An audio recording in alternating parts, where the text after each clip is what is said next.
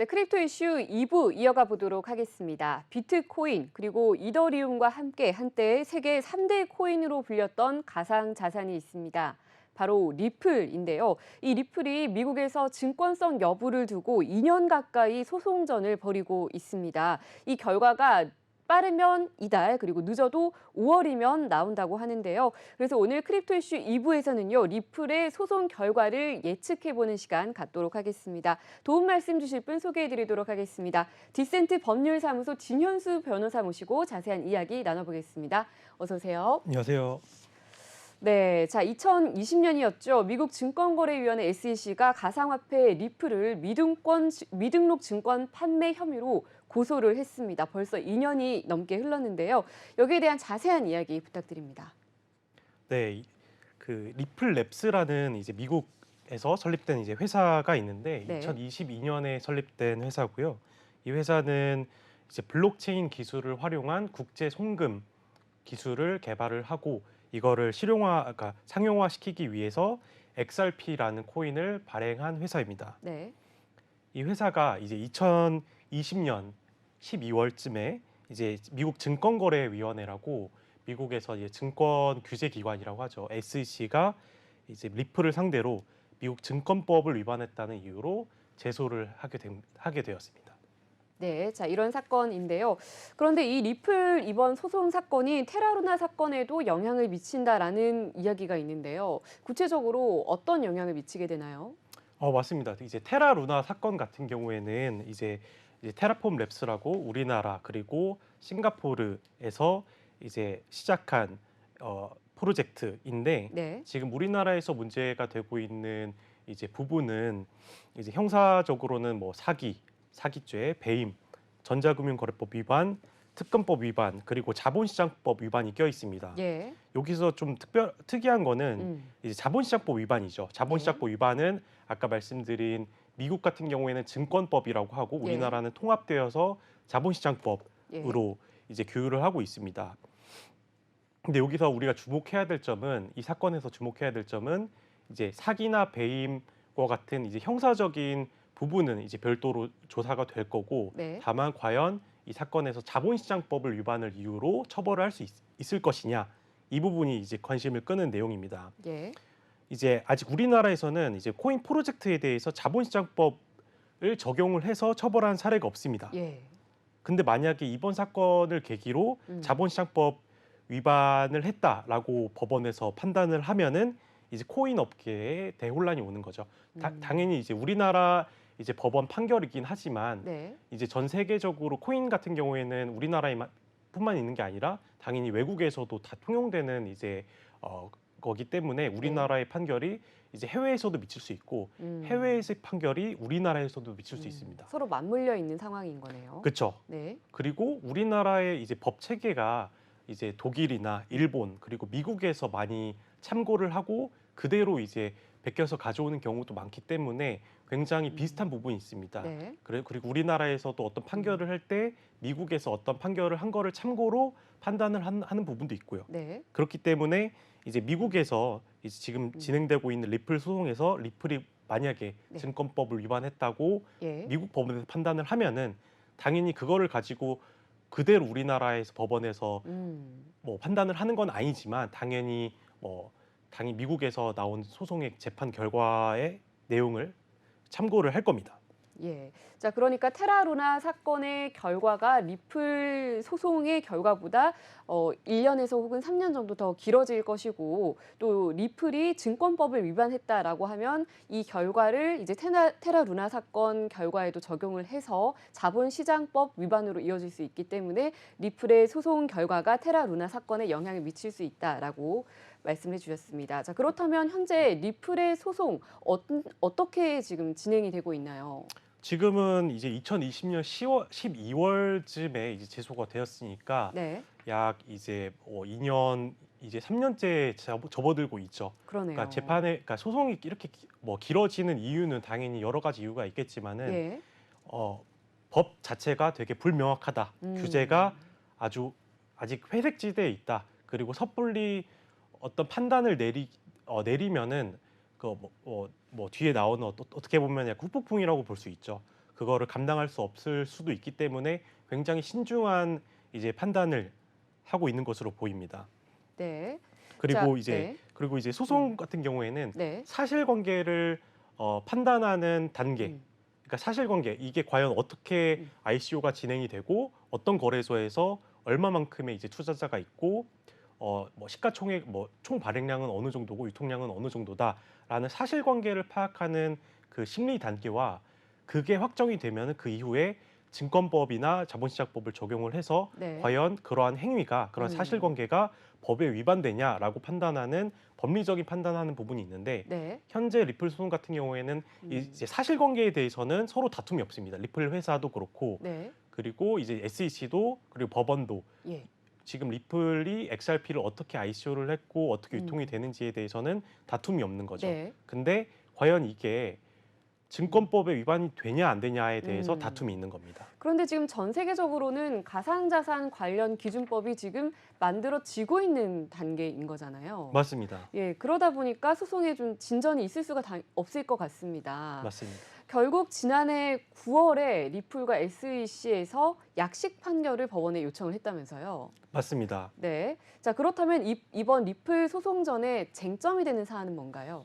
어, 결국에는 이제 리플사가 이제 증권을 발행을 해서 이제 불특정 다수 투자자들한테 이제 판매를 했다라는 게 가장 큰 이제 사실관계인데 네. 여기에서 미국 증권법이나 우리나라 자본시장법도 마찬가지지만 음. 어떤 증권을 발행을 하고 불특정 다수에게 미국 같은 경우에는 일정 음. 금액 이상을 자금 모집을 했다. 네. 우리나라 같은 경우에는 이제 49인 이제 뭐 특정 인원수 이상을 불특정 다수를 상대로 자금 모집을 했다라고 하면은 이제 규제기관 미국 같은 경우에는 SEC, 우리나라 같은 경우에는 뭐 금감원이라든지 금융위원회, FIU 이쪽으로 신고를 하고 그 다음에 등록을 하고 네. 이런 행위를 했어야 되는데 그렇지 않았다.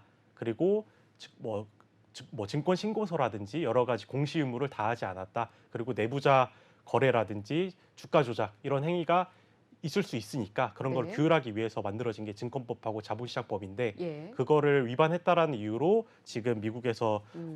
지금 소송이 일어나고 있는 상황이고요. 예. 네, 자, 그러니까 결국 쟁점은 이 리플이 증권이냐 아니냐 여부가 될 것 같습니다. 말씀하셨던 것처럼 지금 이제 사실관계에 대해서는 이제 다툼이 없는 상황이고 법리적으로 심리를 하는 단계다라고 하셨는데 결과가 언제쯤 대략 알 수 있을까요? 결과는 이제 계속 2년 지금 3년째 접어들고 있잖아요. 네. 그러면 어느 정도는 보통 이 정도 같은 경우에는 법원에서 어떤 판결을 내리거나 네. 판결을 내리지 않더라도 회사랑 SEC 사이에서 어떤 합의를 이끌어내서 예. 어느 정도 벌금, 그러니까 경제적 제재죠. 경제적 제재를 받고 끝내는 경우가 많은데 네. 이 리플 소송 같은 경우에는 이제 뭐 법리적으로 다툴 부분이 너무나도 많고 법도 너무 네. 불명확하고 앞에 선례도 너무 없기 때문에 네네. 길어지고 있습니다. 그래서 음. 올해 반드시 나온다는 보장은 없습니다. 왜 이제 이게 내년으로도 갈 수 있고 네. 계속 무기한적으로 길어질 수 있습니다. 이 리플과 SEC가 합의를 할 가능성은 없을까요? 저는 합의를 할 가능성도 있다고 봅니다. 음. 이제 SEC가 리플사를 상대로만 제소를 한 게 아니라 네. 여러 프로젝트, 여러 재단 그리고 심지어 뭐 해외에 있는 회사들까지도 이제 계속 최근에 네. SEC가 이제 게리 겐슬러 의장이 계속 소송을 하고 있는데 뭐 여러 거래소라든지 아니면 코인 프로젝트라든지 증권법 위반을 한 회사를 상대로 소송을 했는데 이제 경제적 제재, 벌금을 묻고 이제 합의를 하는 거죠. 그럼 더 이상 소송을 진행하지 않고 소를 취하겠다라고 네. 가는 경우가 많고 리플 같은 경우에도 소송을 진행하다 보면은 리플사 측 변호인 예. 쪽에서는 아 이거 소송으로 가게 되면은 결과가 안 좋을 수 있다. 그러면 이거는 SEC 쪽과 함께 얘기를 해서 어느 정도 합의를 보는 게 나을 수도 있겠다라고 해서 합의를 진행할 수도 있을 것 같습니다. 예. 자, 이번 리플 소송과 관련해서 계속 소송이 길어지고 있는 와중에 또 혹시 글로벌 가상자산 규제 관련 법이 제정될 수도 있기 때문에 이번 소송과 관련해서 미국 법무부에서도 이 법안이 새로 마련되기 전에 섣불리 판단을 내리기 쉽진 않을 것 같다는 생각이 들고 맞습니다. 그렇기 때문에 더 소송전이 길어지지 맞습니다. 않을까라는 생각도 듭니다. 자, 그럼 아까 이 리플 소송전의 쟁점이 과연 리플이 증권이냐 아니냐 여부라고 말씀을 하셨는데 미국 연방 법원에서는 그렇다면 투자계약 증권 여부 테스트를 어떤 식으로 하고 있나요? 이제 코인이 증권이냐 아니냐, 이제 코인 자체가 우리가 이제 블록체인 기술을 활용한 이제 토큰이라고 하죠. 토큰 네. 자체가 증권이냐 아니냐라고 보기보다는 이제 코인을 판매했을 때 코인을 판매한 회사가 투자자한테 이제 코인을 지급을 하고 그다음에 투자자는 돈을 반대로 지급을 하게 되는데 네. 이러한 계약 자체가 증권입니다. 음. 그러니까 투자자는 자기의 돈을 회사에 투자를 해서 내가 투자한 돈을 가지고 이 회사가 자금 운용을 한 다음에 이제 회사가 잘 되면은 그로부터 얻는 수익을 내가 분배받을 수 있겠다라는 어떤 기대, 네. 어떤 권리가 주어지게 됩니다. 네. 그것이 바로 이제 증권이고요. 예. 미국 같은 경우에는 이제 80년 전에 하위 테스트라는 이제 연방 대법원 판례에서 나온 하위 테스트가 있습니다. 네. 하위 테스트를 이제 기준으로 어떤 뭐 행위라든지 어떤 거래가 증권에 해당하느냐를 판단하게 됩니다. 네. 자, 그렇다면 우리가 흔히 알고 있는 증권의 종류에는 어떤 것들이 있나요? 뭐 증권 종류 같은 경우에는 뭐 되게 다양한 증권 종류가 있는데 네. 지금 이 리플 소송 같은 경우에는 투자 계약 증권이라고 이제 비전형적인 증권이라고 합니다. 네. 그러니까 기존의 뭐 주식 시장이라든지 기존에 나와 있지 않은 이런 증권과 관련해서 새로운 형태의 이제 증권이 나오면은 이걸 투자 계약 증권으로 이제 분류를 해서 이제 규율이 되는 겁니다. 자, 그렇다면 코인은 증권에 해당을 하는 건가요? 그 여부를 어떻게 판단할 수 있을까요? 이제 뭐 증권은 이제 개별적으로 판단을 해야 되고요. 네. 우리가 만약에 어떤 코인이 되게 여러 종류가 있는데 우리가 무조건 코인이 증권이다, 아니다 이렇게 판단을 할 수는 없습니다. 네. 그렇기 때문에 그 코인 개별적으로 하나하나씩 봐서 이 네. 코인은 증권성 표지가 있기 때문에 증권이다. 그리고 다른 코인 같은 경우에는 증권성 표지가 없으니까 증권이 아니다라고 판단이 될 수 있습니다. 네, 코인 증권성 여부는 개별적으로 판단을 해야 한다. 그런데 미국 SEC에서 비트코인은 또 증권이 아니라고 봤거든요. 여기에 대해서는 어떻게 생각하시나요? 맞습니다. 비트코인 같은 경우에는 이렇게 특정 코인이 증권이 되려면은 네. 어떤 회사가 상대방 투자자와의 거래 관계에서 계약을 맺는 거죠. 네. 그러니까 우리가 이런 코인을 발행을 해서 이러한 사업을 할 거다. 우리는 앞으로 어떤 수익이 발생하는 사업을 하게 될 건데 한번 투자하지 않겠냐라고 제안을 하게 되고 네. 투자자는 그 회사에서 홍보한 그런 자료들을 토대로 이제 선택을 하게 되는 거죠. 아, 이 회사가 수익성이 있겠다라고 하면은 투자를 하게 되는 거고. 그러면 이제 계약 관계가 형성이 되는데 네. 비트코인 같은 경우에는 지금 알려진 바로는 회사가 따로 없죠. 그렇기 때문에 계약 자체가 성립하기가 좀 어렵다는 겁니다. 네. 이제 비트코인 회사가 있는 게 아니기 때문에 그렇기 때문에 이제 투자 계약 증권에서 여러 가지 기준이 있는데 그 중에 하나가 이제 계약. 결국에는 투자자와 회사 사이에 계약이 있어야 되는데 네. 비트코인 같은 경우에는 계약이 없다. 네. 왜냐하면 주체가 없기 때문에 그렇기 때문에 비트코인은 증권이 아니다라고 볼 수가 있습니다. 네. 자, SEC에서 비트코인은 증권이 아니다라고 이미 판단을 했고 리플에 대해서는 어떤 입장인가요? 뭐 리플 같은 경우에는 리플 얘기하기 전에 네. 이제 뭐 이더리움이나 이제 도지코인 같은 경우도 있지 않습니까? 네. 이제 이더리움 같은 경우에는 네. 이제 리플하고 마찬가지로 사전 판매를 진행한 것으로 알고 있습니다. 예. 하지만 이더리움 같은 경우에는 비트코인과 마찬가지로 충분히 이제 많은 사람들이 사용하고 있고 실제로 이제 이게 쓸 수 있는 곳도 많고, 그러니까 즉 탈중화가 되었다는 거죠. 예. 그렇기 때문에 이제 특정 집단이나 특정 사람이 어떤 시세 조정을 하거나 코인 가격에 유의미한 영향을 미치지 못합니다. 그렇기 때문에 증권법과 자본시장법에서 규율하고자 하는 이제 투자자 이제 시세 조정이라든지 주가 조작 같은 거를 할 가능성이 굉장히 낮죠. 그렇기 네. 때문에 법을 굳이 적용을 해서 규율할 필요가 없다는 판단이 나올 수가 있고, 그렇게 되면 이제 이더리움 같은 경우에는 증권이 아니다라는 판단이 나올 수가 있겠고요. 예, 이더리움 같은 경우는 그러니까 탈중앙화가 충분히 되어 있기 때문에 코인 가격에 유의미한 영향을 미치는 이런 시세 조종의 위험이 없다. 그렇기 때문에 증권성 여부에서는 조금 해당할 여지가 조금 가능성이 좀 적다.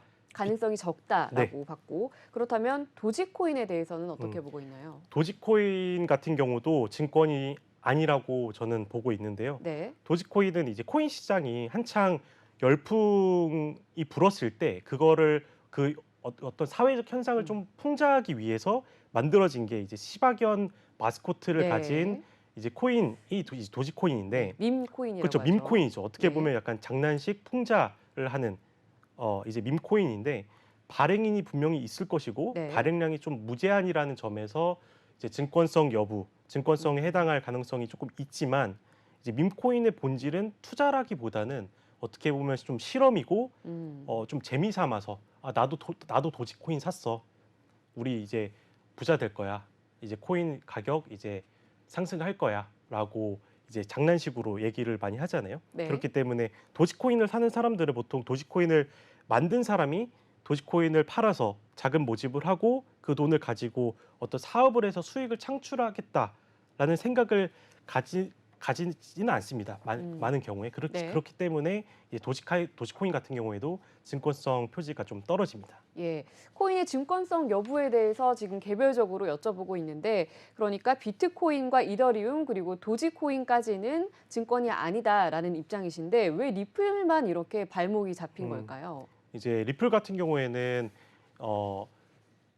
이제 시가총액이 이 전체 비트코인, 이더리움 그다음 해서 이제 시가총액이 상위 5등 안에 들고 있고 네, 34조 원이라고 합니다. 예, 이제 그렇기 때문에 거래 규모라든지 아니면 투자자의 수 같은 측면에서 봤을 때 전 세계적으로 이제 관심을 끌고 있는 이제 코인이기 때문에 당연히 규제 기관 입장에서도 신경을 써야 되기 때문에 네. 이제 소송이 들어온 겁니다. 예. 자, 이번 소송 2년이 넘게 이어지고 있습니다. 결과가 빠르면 이달, 늦어도 올해 안에는 소송 결과가 나온다고 하는데, 그렇다면 변호사님께서는 소송 결과 어떻게 될 것으로 개인적으로 예측을 하고 계십니까? 지금 최근 테라 루나 사태도 그렇고 네. FTX 사태도 그렇고 전체적인 블록체인 가상자산 시장을 보면은 리플한테 딱히 유리해 보이지는 않는 게 사실입니다. 네. 그리고 이 소송을 판단하는 판사도 사람이기 때문에 언론에서 이제 비추어지는 코인 시장의 모습 그리고 사회적 분위기 같은 거에 영향을 많이 받게 될 수밖에 없습니다. 네. 그리고 조금 불명확한 측면이 있지만 하위 테스트라든지 투자 계약 증권을 규정하는 법조문 그대로만 놓고 보면은 리플이 ICO를 했고 그다음에 지금 이러한 서비스를 제공을 하는 게 미등록 증권 판매로서 증권법을 위반했다고 판단될 가능성이 조금 높다고 보여집니다. 하지만 그렇다고 해서 리플한테 어떤 희망이 없는 것은 아니고 리플은 투자 계약 증권이라는 법에 나온 이제 개념이 굉장히 모호하다라는 거를 이제 충분히 강조할 필요가 있고 그다음에 네. 공정 고지의 원칙, 그다음에 이제 명확성의 원칙 이런 것들을 강조를 하고 기존의 코인 회사를 상대로 증권성 판단을 한 선례들이 몇 가지 최근에 나오고 있는데 그 판결들을 가지고 그 프로젝트랑 리플 프로젝트는 다르다를 좀 강조를 하면은 어떻게 보면은 좀 선전할 수도 있을 것 같기도 합니다. 네. 자, 지금 리플이 증권으로 인정이 돼도 혹은 되지 않더라도 이상하지 않은 상황인 만큼 시장에서는 정말 소송의 이 결과를 정말 예측하기 어렵다라는 의견이 많습니다. 그런데 리플 가격을 보면요. 이미 마치 리플이 승소라도 한 듯 가격이 최근에 좀 오름세를 이미 보이고 있습니다. 투자자들은 승소에 베팅을 한 것 같은 모습인데요. 만약에 이 리플이 증권이다라고 이제 판단이 되게 되면 어떤 좀 영향력이 생길까요? 다른 코인들에도 지장이 있을 것 같은데요. 네, 맞습니다. 리플이 만약에 증권이라는 법원의 판단이 나오게 되면 당연히 코인 시장 전체적으로 영향을 미칠 수밖에 없고 왜냐하면 이제 미국 규제뿐만 아니라 우리나라 규제 그다음에 뭐 해외 규제까지도 영향을 미치기 때문이죠. 네. 하지만 이제 또 비트코인이나 이더리움 같은 코인 같은 경우에는 리플이나 이제 또 다른 이제 알트코인이라고 하는데 이 코인들과는 조금 사뭇 다른 아까 말씀드린 특성이 있고 네. 조금 두 분류로 나눌 수 있을 것 같습니다. 어떻게 보면 비트코인이나 이더리움과 같은 증권성 표지가 좀 낮은 부류의 코인들, 그 다음에 증권성 판단이 좀 인정되는 코인들 사이에서 리플 소송의 판결 결과에 따라서 비트코인, 이더리움 오히려 올라갈 수도 있고, 네. 그 다음에 다른 알트코인들은 당연히 영향을 받아서 하락할 가능성도 있겠습니다. 네.